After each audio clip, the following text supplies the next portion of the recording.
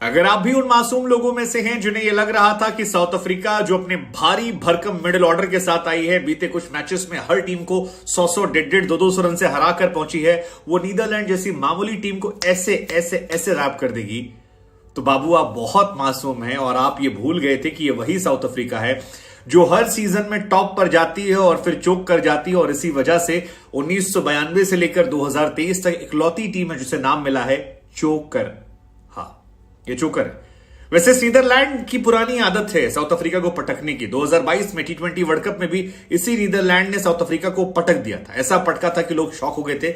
लेकिन इस बार की साउथ अफ्रीका जिसमें क्लासन है, वान डर डूसन है, बुआमा है, क्विंटन डिकॉक है, डेविड मिलर है, क्लासन है, उस पर लग नहीं रहा था लोगों को कि ये पलट पाएंगे। लेकिन आज ये काम किया विभीषण ने। आप कहेंगे यार विभीषण कहां से आ गया? विभीषण का मतलब है घर का भेदी लंका ढाए। घर का भेदी कौन? वान डर मर्वे, एक 38 साल का साउथ अफ्रीकन जिसने साउथ अफ्रीका के लिए खेला, एक जमाने में आईपीएल में आरसीबी और दिल्ली कैपिटल के लिए खेला, जिसे बाद में डेयरडेविल बना दिया गया। लेकिन वो 38 साल का खिलाड़ी जब नीदरलैंड में शिफ्ट हो गया तो आज उसने डबल पंच दिया। पहले बैट से 19 गेंद पर 29 रन, और उसका असर यह रहा कि एडवर्ड के साथ एक पार्टनरशिप हुई और उस पार्टनरशिप के चलते जो नीदरलैंड 160-170 पर सिमट रही थी वो 200 के पार पहुंच गई। और वहीं से लग गया था कि शायद 43 ओवर में 200। और उसके बाद 37 साल के खिलाड़ी ने डबल डेंट मारा। एक शुरुआत पे मारा कैप्टन बुआमा को। कहते हैं कि अगर कैप्टन को हिट कर दो तो नीचे वाले अपने आप थोड़े थोड़े कमजोर हो जाते हैं। और दूसरा डेंट जो मारा वो मारा वैन डर डूसन को।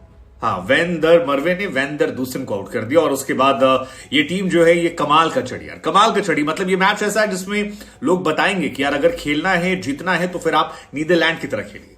वैसे प्री मैच भी हमने ये बात आपसे कह दी थी कि अगर नीदरलैंड यहां पहुंची है तो आप उसे अंडर एस्टिमेट मत कीजिए, क्योंकि साउथ अफ्रीका के सामने आज उसने जीत दर्ज की है। लेकिन वेस्ट इंडीज और जिम्बाब्वे जैसी टीमों को वो हरा कर पहुंचे हैं और कई मैचेस में अच्छी शुरुआत ली उन्होंने दिखाया है कि उनमें पोटेंशियल है। और जब पोटेंशियल एक साथ निकल कर आया, जब वो पर्ची निकल कर आ रही थी नीदरलैंड के प्लेयर्स को, तो उस पर्ची का मैजिक जो है वो नजर आया। एक दो लूज चांसेस जो हैं वो दिखाई पड़े, लेकिन उसके बाद फिर वो कवर करते गए। और उसका असर ये रहा कि पहले बल्लेबाजी में एक मोमेंटम शिफ्ट हुआ।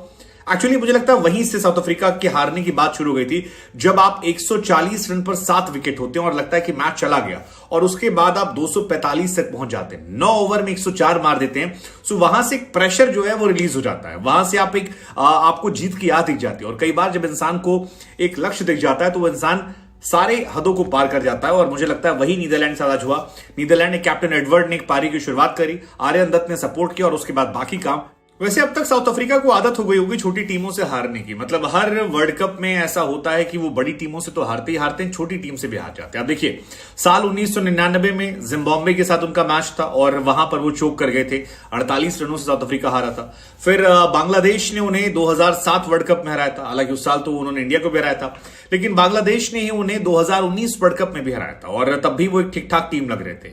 और उसके बाद T20 वर्ल्ड कप 2022 में नीदरलैंड ने उन्हें 13 रनों से हराया था। सो उनकी हारने की आदत और फितरत जो है वो पुरानी है और यही वजह है कि उनके बारे में गेस करना आसान। हालांकि इसके पीछे वजह कैप्टन भी हो सकते हैं, क्योंकि नीदरलैंड की टीम जो है वो एक एक खिलाड़ी को लेकर दिमाग में रखकर लाए थे। अगर आपने मैच देखा होगा तो एक पर्ची आती थी हर एक बल्लेबाज को लेके, और उस पर्ची में पता नहीं क्या जादुई सीक्रेट लिखा था कि उसको पढ़ाना था। उसके बाद उस हिसाब से गेंदबाजी होती थी। और साउथ अफ्रीका का एक बल्लेबाज जो है वो थैंक यू, मतलब ये अपने आप में था। और उस पर्ची की चर्चाएं जो है बहुत ज्यादा तेज हो गई थी। इस मैच में एक डिफरेंस और था दोनों कैप्टन के बीच में। कैप्टन एक तरफ एडवर्ड, जिन्होंने अपनी टीम को लीड किया, जबरदस्त कीपिंग की, जबरदस्त उन्होंने कैप्टनसी की और जबरदस्त बल्लेबाजी की। तो वहीं बुआमा जो हैं वो एक बहुत ही ऑर्डिनरी कैप्टन नजर आ रहे थे। और 8 रन श्रीलंका के खिलाफ, 35 रन ऑस्ट्रेलिया के खिलाफ और 16 रन नीदरलैंड के खिलाफ। और यही वजह है कि उनकी टीम जो है वो संघर्ष करते करते करते गायब हो गई।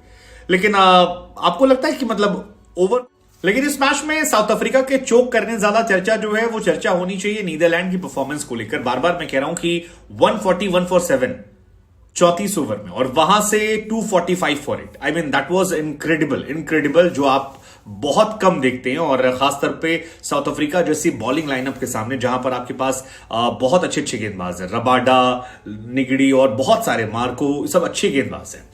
लेकिन ये मैच एक्चुअली में साउथ अफ्रीका वहां पर हारना शुरू हुई थी जहां 35वें ओवर से मोमेंटम शिफ्ट होना शुरू हुआ था। बल्लेबाजी तो उन्होंने बहुत खराब की, बिल्कुल ऑर्डिनरी बल्लेबाजी थी और ऐसा लगा ही नहीं कि ये साउथ अफ्रीका है जिसको हम जानते हैं।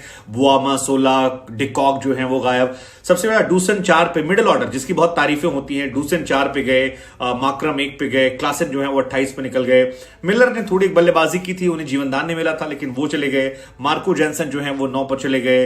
कॉटजी जो है उन्होंने कोशिश की, तो ओवरऑल उनकी बल्लेबाजी खराब थी। लेकिन मेन मोमेंटम शिफ्ट हुआ था जब 35वें ओवर में 15 रन गए, 36वें ओवर में 7 रन गए, 38वें ओवर में 10 रन गए, 39वें ओवर में 11 रन गए, 40वें ओवर में 12 गए, 41वें ओवर में 16 गए, 42वें ओवर में 10 गए और 43वें ओवर में 15 रन गए। और यहां जो ये रन थे, ये एक जबरदस्त पारी थी। और आई थिंक ये जो आर्यन या फिर आपके क्या नाम है इनका, वैन डर मरवे, इन तीनों ने जो बल्लेबाजी की थी उसका बहुत बड़ा इंपैक्ट था। खासतौर पर captain Edward 78, Aryan 9 ball 23 run, 10 number खिलाड़ी और 29 रन। स्कोर कार्ड की बात करें तो आज टॉस जीतकर अफ्रीका ने पहले गेंदबाजी करने का फैसला किया और शायद वो बहुत कॉन्फिडेंट थे कि ये वन साइडेड मैच होने वाला है, इस मैच में कुछ रखा नहीं है। आसानी से नीदरलैंड को वो हरा देंगे। उनकी बैटिंग लाइनअप जो है बहुत स्ट्रांग है, एक्चुअली है भी वो बैटिंग लाइनअप, लेकिन उनकी गेंदबाजी भी अच्छी है। उनके पास लुंगी, मार्को जैनसन, रबाडा, कॉटजी, महाराज अच्छे गेंदबाज थे और वो दिखाई भी पड़ा। शुरुआत से विकेट निकालना शुरू किया, विक्रमजीत को आते आउट कर दिया, मैक्स को आउट किया, अकरम को आउट किया, बाज दिलीदे जो बड़े प्लेयर बन गए थे उनको आउट किया। मतलब पूरी टीम जो है, देखिए ना, 22 पे पहला विकेट, 24 पे दूसरा, 40 पे 3, 50 पे 4, 82 पे 5, उसके बाद 112 पे 6, 140 पे 7। यहां तक मैच पूरा नीदरलैंड की तरफ था। 50 ओवर का मैच 43 ओवर में कन्वर्ट किया गया था। लेकिन फिर यहां से मैच पलटना शुरू हुआ जब पार्टनरशिप शुरू हुई एडवर्ड के साथ, वैन वीक की, और उसके बाद वैन दर दरवे और आर्यन दत्त, और इन लोगों ने मोमेंटम पूरा शिफ्ट किया। इस मैच में रबाडा के नाम एक रिकॉर्ड आया। रबाडा ने 150 विकेट लिए। अंतरराष्ट्रीय क्रिकेट में तकरीबन 500 विकेट लेने वाले हैं, 488 हो गए हैं और वो भी अपने आप में लेजेंड है। लेकिन ये मैच वो नहीं बचा पाए और उनकी आखिर में उनकी भी पिटाई हुई। उन्होंने भी 9 ओवर में 56 रन दिए। तो यहां से मोमेंटम शिफ्ट हुआ था। बाकी काम जो है वो नीदरलैंड के गेंदबाजों ने किया। अब देखिए ना, आर्यन दत्त ने 5 ओवर में 19 रन दिए। इकॉनमी देखिए आप, केवल जबरदस्त गेंदबाजी। वीक ने 7 ओवर में 43 रन देकर 2 विकेट निकाले। मरवे ने 3 की इकॉनमी से रन दिए, 9 ओवर 34 रन 2 विकेट। 38 साल का बंदा ये, 38 साल के बंदे ने अफ्रीका को हराया, जो अफ्रीका से। बास लीदे ने जबरदस्त गेंदबाजी की, 7 ओवर में 30 रन देकर 2 विकेट निकाले। तो बैटिंग नहीं के चली तो बॉलिंग चल गई उनकी और ऊपर से ही नुकसान शुरू हुआ। हालांकि शुरुआत ठीक ठाक हुई थी, 7 ओवर में 36 रन हो गए थे, लगा कि धीरे धीरे खेल रहे हैं। लेकिन बुआमा जब आउट हुए तो पहले क्विंटन डिकॉक आउट हुए, 22 बॉल पे 20 रन। डिकॉक ही एक्चुअली सबसे बड़ा थ्रेट थे क्योंकि डिकॉक टफ पिचेस पर कई बार अच्छा खेलते हैं। बारिश वारिश हुई थी, कंडीशंस का फायदा वो समझते हैं। उनका विकेट बहुत इंपॉर्टेंट था और उसके बाद धीरे धीरे शुरू हुआ खेल। उसके बाद आउट होते हैं आपके 2 विकेट बैक टू बैक निकाले मरवे ने, जिसमें बुआमा को ले गए वो और वैन दर दूसन को उठा के ले गए। इसके बाद माक्रम जो हैं, जो बहुत स्ट्रांग प्लेयर हैं, उनका विकेट गिरता है, वैन निकालते हैं। उसके बाद क्लासन जो है, क्लासन बहुत अच्छी बल्लेबाजी कर रहे थे, 28 बॉल पे 28 रन। हालांकि क्लासन जिस फॉर्म के साथ आए थे वो फॉर्म इंप्लीमेंट नहीं कर पा रहे हैं। जो फॉर्म उन्होंने आईपीएल में दिखाई थी, जहां पर वो वन साइडेड डोमिनेट करते थे, वो नहीं नजर आता। डेविड मिलर को मौके मिले, उन्होंने अच्छी बल्लेबाजी भी की, 43 रन बनाए 52 गेंदों पर, 4 चौके 1 छक्का, लेकिन वो काफी नहीं था। और मार्को जैनसन उसके बाद आउट हुए और धीरे धीरे इनकी टीम जो है वो खिसकती चली गई और विकेट दर विकेट गिरते गए। लेकिन आप इस मैच में आप इंस्पायर होते हैं। बार बार मैं कह रहा हूं कि वैन दर मरवे से मुझे लगता है मैन ऑफ द मैच भी जाएंगे, क्योंकि 2 विकेट निकालना और रन बनाना इंपॉर्टेंट नॉक, वो जबरदस्त थी।